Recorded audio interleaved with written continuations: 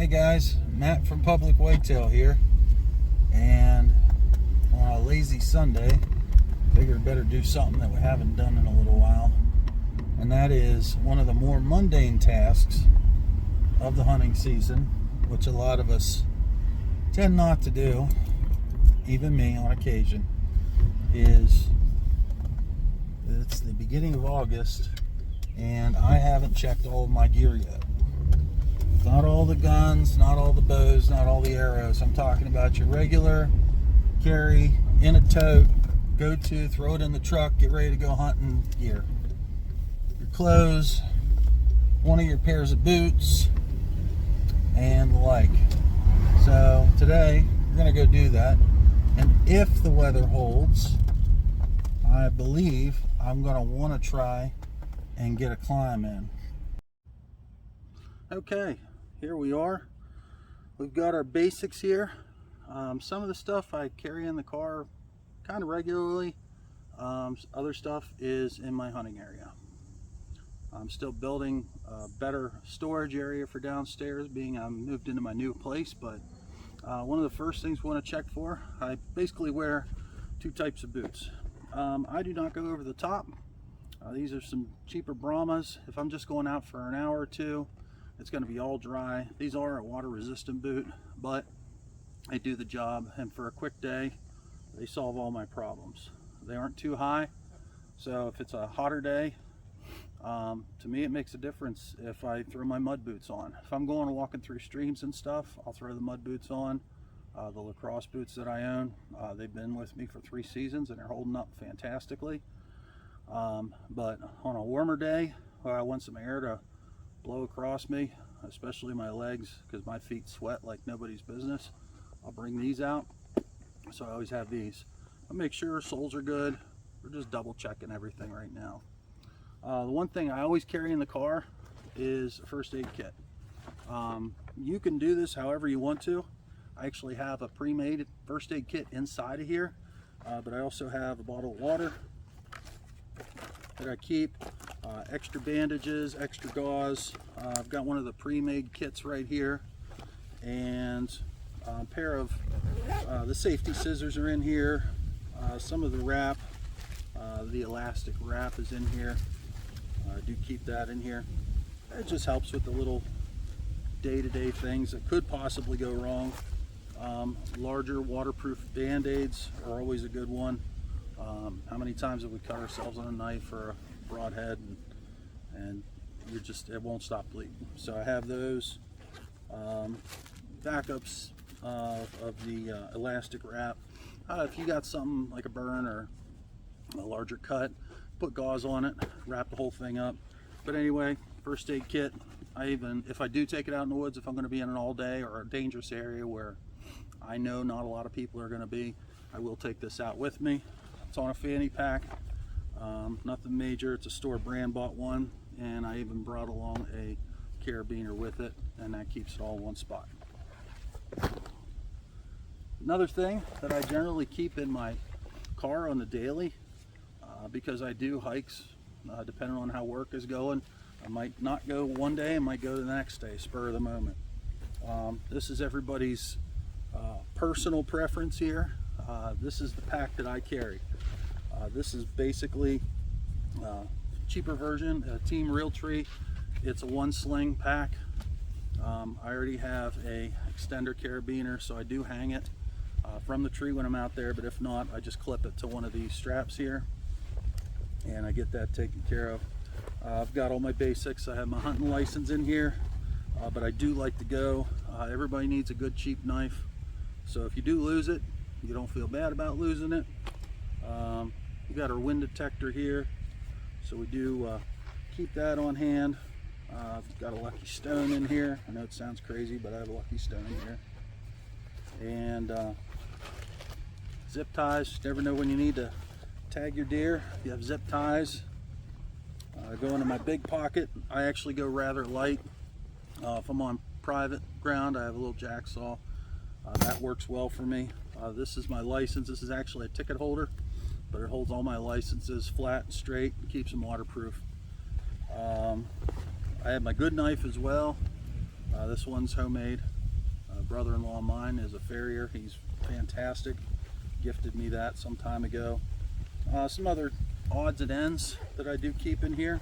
If I'm going to a place for the first time and might not never return to hunt that year, I'll bring in some marker tacks.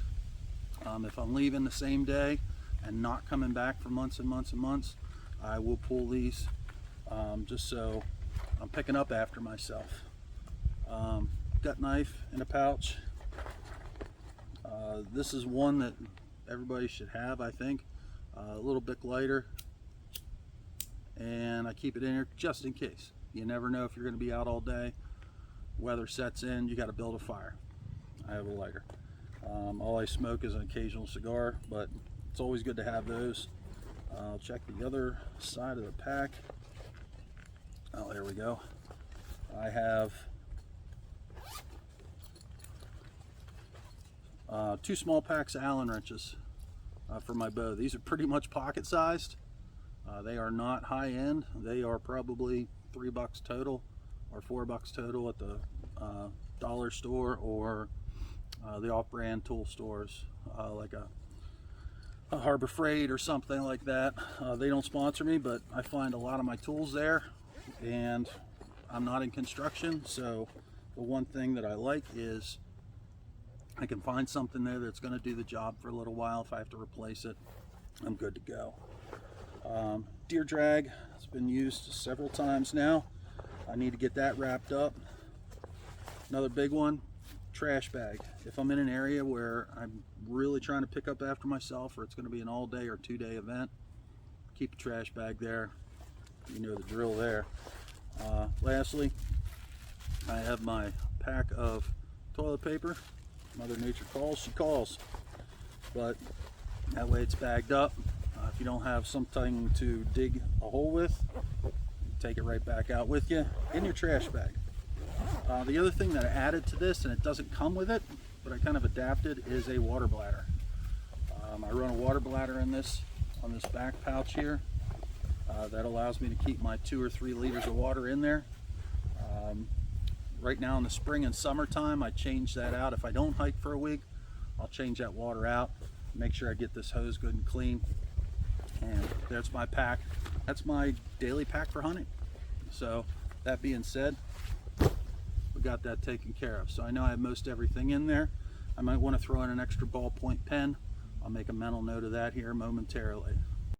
Moving on, one of my personal favorites to check for and make sure I have every day when I'm out in the field is handy dandy walking stick.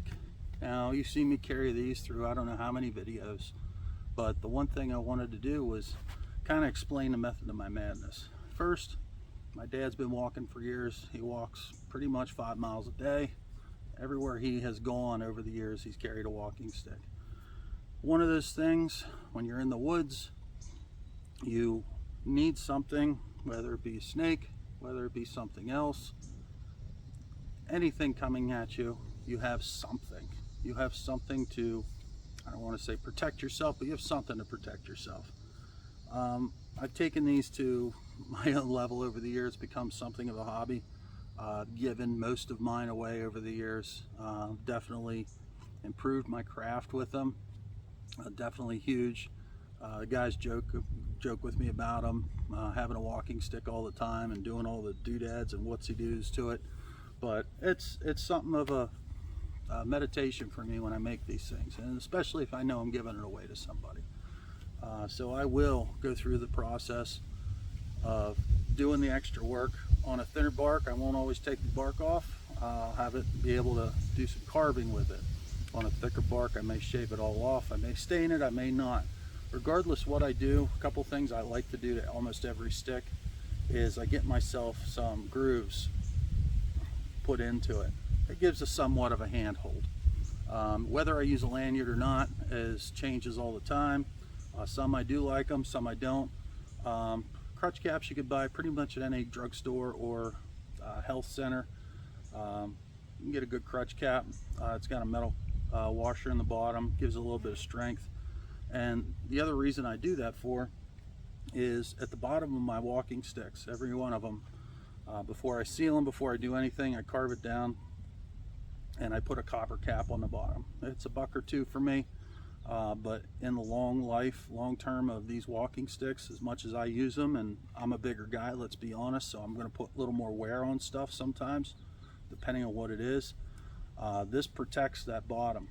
I have done some sticks on the bottom where before I attach it, I will go ahead and run a small tap con through if it's going to be just for wooded areas. But if it's not going to be, if it's going to be for everything else, I will leave that end secure and closed, no holes in it or anything, and I'll find the appropriate crutch cap and I can have it on there, so when you do wear that out, you can go ahead and replace that. You can go to the store, get yourself another crutch cap or another cane tip, and good to go. The last thing I like to do outside of the artsy stuff, which that's your preference or whatever you want to do. This one I just did some engraving, I ran some wire, put some beads on it. You do whatever you want to. You make it as ornate or not as you want to. Generally I dress them up a little bit when I'm giving them away as gifts. But what I will do to every stick that I do, no matter what I do, is I will coat this in 2 or 3 coats of epoxy. I will do that only after I let these things dry for probably 1 to 2 months. I always try and test as many sticks as I can before I start all the work. I put all the weight on them. I see if there's any bends or any cracks. You're going to hear them. I will smack them against a tree stump just to make sure what happened in the first season of our scouting and our channel doesn't ever happen again. I had a really nice stick. I put some time into it.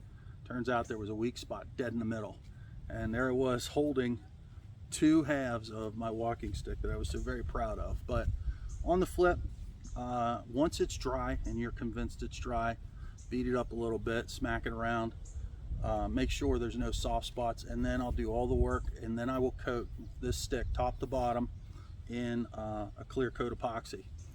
It protects your design first off, but it protects the stick as well. It's waterproof, and I will run that epoxy well down over the end so no water can get in here under this cap as well, to also protect from water damage for your walking stick for years to come. Okay, now the last part, and this is going to differ for every single person out there, but I'm just going to do a quick dive onto everything I have in my tote and go through it and see what I need to put back in it, because you always, and it happens every year, you go to hunting camp, there's always 1 or 2 of your cousins or your friends or your uncles, aunts, dads, whoever's out at hunting camp, and they're like, oh my gosh, I forgot my long johns. Oh geez, I forgot my special cap, you know, every year. So this is what I like to do in springtime. Well, now it's summertime, of course, so I'm getting it done today, and I'm going through to see what I closed up in my bag as of last year, and my tote that I have.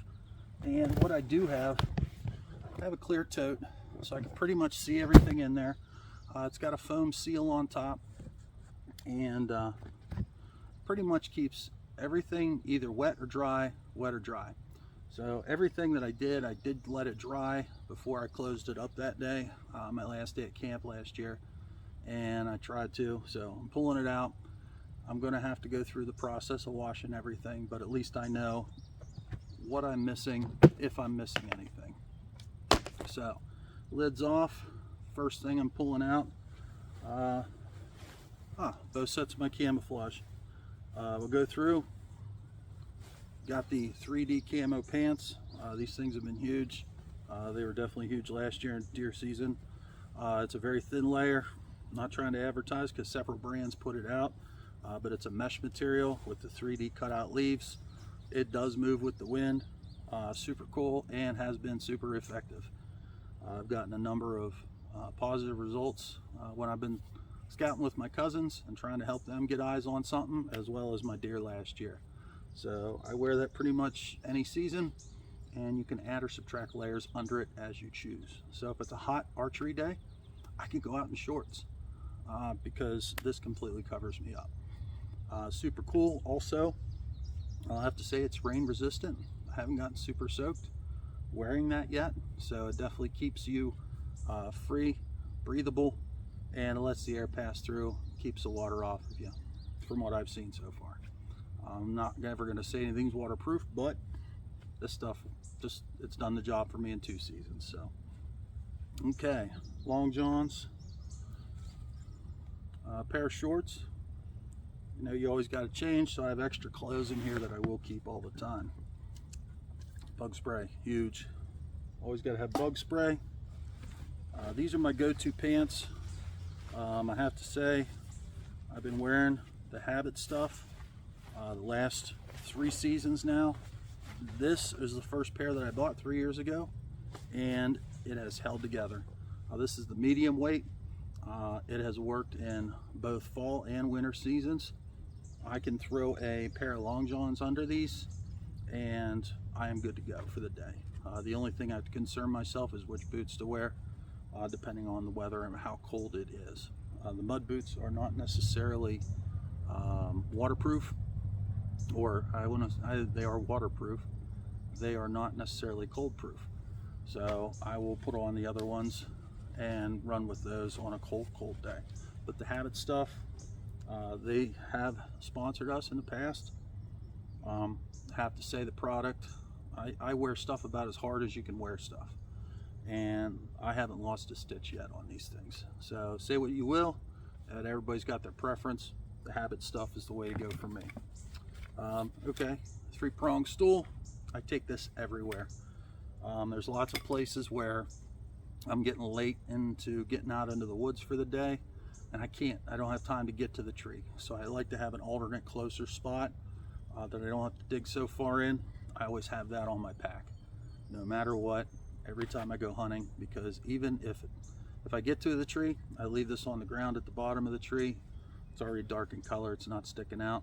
But if I don't get a chance to get to the tree and I slept in, or I got lost, or I got stuck behind traffic, I can get into the woods and at least sit down on a stool for a couple hours until I'm convinced it's going to be break time and I can move. But I have that stool there, so I'm not sitting on the ground. Next thing I'm pulling out to inspect today is my saddle. Now I have all my stuff on here, and I also, instead of buying the higher end pouches that a lot of the companies are selling, I actually have 2 old school water canteen pouches. Super silent. They are durable. These are original 70s to 80s to early 90s issue for the Army. They are big enough to hold all my ropes, my lanyards, my lines. As I go through this, I will actually, when I'm getting ready to go climb later, I will pull out my ropes and I will check all my hardware. I'll check my belay device, and I will check my ascender or descender. This is my H2. It has held for 3 seasons. All the stitching is perfect in here. I've lost literally 2 stitches on the patch. That is it. But I will go through and I will inspect all the webbing that's sewed on, all the double and triple stitching that's on here. I mean, this thing is a tank of a saddle from a smaller company. Heath, fantastic guy. He has started this company right around the time and before Tethered. He is just not as large as Tethered, but he makes a heck of a product. This is the H2 slingshot. It's got the leg straps. You can either use them or not. That is completely up to you, because as you know, you're hanging off of this. I will run a second line, which I have in the other pouch here, and I will run that off of this loop here. So that being said, I check all my carabiners. I make sure all my carabiners are good. There are going to be 2 that I'm going to replace this year. This one right here, it's not broken, it's not beat up, it's just a little rusty because it's an older steel one. So I will be replacing this one this year. I also make sure I have my carry line, so I pull my bow up, pull everything up into the tree. That's this line. Also, it's from an Army surplus store, and this stuff is fantastic. It's not a 550 cord, it is thicker and softer. It's a nylon line. It's basically for carrying or for tying down stuff on tents, but it holds up, and it will get wet and it will dry, and it will maintain all the flexibility it ever had. So checking all the gear here, everything's panning out. Everything's looking good. I'm looking for any bad stitches. Nothing terrible. Whether I wear it or not, I still check it every year, or almost every time I go out hunting, just to make sure it is good to go and I'm not missing any pieces. This thin gloves I wear. My preference is a thinner glove. I actually tried a mitten last year that worked really good. It was a mitten and folded back off the fingers so you could have the fingers open for super cold weather. But this, most of the hunting season, I'll be wearing these thinner gloves. I also have two different hoods that I'll take. I can air one out. I can take the other one if one gets too hot, too sweaty.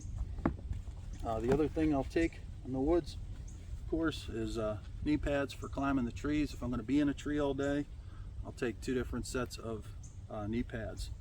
If I'm going to be on an all-day sit, where I am literally sitting in a tree for 4 to 6 hours, I may even wear both of them, depending on how that tree is sitting and how I'm hanging off the tree. Because I don't use a ton of platform stuff. I use Wild Edge steps. They're fantastic. The product has held up since I started. I also bought a second half bag, so I have 16 different steps. This year I'm going to be attaching aiders to them, and the product is solid. So I don't know if it's gross or not. These are clean because I did wash them. Extra pair of underbreeches. Underbreeches are very important. Your mom always told you, don't go anywhere without clean underbreeches. Well, I don't. An extra leather belt. I know there's a bunch of tactical belts out there. There's a bunch of nylon belts, but there is nothing better than a good leather belt. You can use this for a multitude of things other than to hold your pants up. They make excellent straps, excellent carry straps, and they last forever. So an extra belt I always keep, just in case I come out in my shorts and I want to wear my pants when I get into the woods. I got an extra belt in there I keep. Let's see, this is one thing I'll definitely be replacing this year. Flashlight. I get these $2-3 every year. This one I think I can get the batteries out of. It's an Old Coast one. I think I paid $6 for this one. I don't use a light very often. Once I get used to where I'm hunting that year, I will go in with almost no light. That's just the way I am. Again, that's a personal preference thing, but you want to make sure you at least have 1 or 2 lights with you. These things have been fantastic. I have been known to use the dollar clip lights for my baseball caps, and I'll tell you what, they've worked well for me in the past, but I always have a decent one in the box here, so I make sure I have that taken care of. Into the box, another thing at tacks. Marker tacks are fantastic. Dead downwind, whatever your preference is for the descenting spray. Some people believe in it, some people don't. I have found it to prove effective so far. It has done the job for me, and last year was proof of that, because I was at hunting camp, and it was the last day of hunting camp when I got my deer. None of my stuff had been through the washer at all, only hung in front of a fire and hung outside. So that being said, that did the job there. I have a secondary line here, and that's an extra pull-up line. I also have a secondary bike locks. How you doing? For hanging steps. If I'm on public ground, hanging steps everywhere, you want to keep them secure. I'll be good to go. And so you have your bike locks, you have your keys, you're good to go. And last but not leastly, I have moved on to a thumb release for my bow, but I still have my wrist release. This True Fire, I think it's a Hurricane, not sure. It's got the snapback feature. It has been absolutely fantastic, so I will not get rid of it. The trigger mechanism, it has a little bit of a longer pull, which some people don't like, but I will tell you what, this thing has been beaten up, smacked around, it has been dropped, thrown, it has been, everything has happened to this thing and it still does its job. So if I get out there and everybody's had it happen that carries a thumb release, it either falls off your string, falls off your pocket, no matter what, I have this, and I will always throw it in my bag when I go out to the woods, and I'll throw it back in the box when I come out of the woods. That way I know I have it no matter what. Other than that, that is pretty much the contents of my bag. I have an extra tension strap. If I forget something to string stuff up to a tree with, I can use this in a pinch.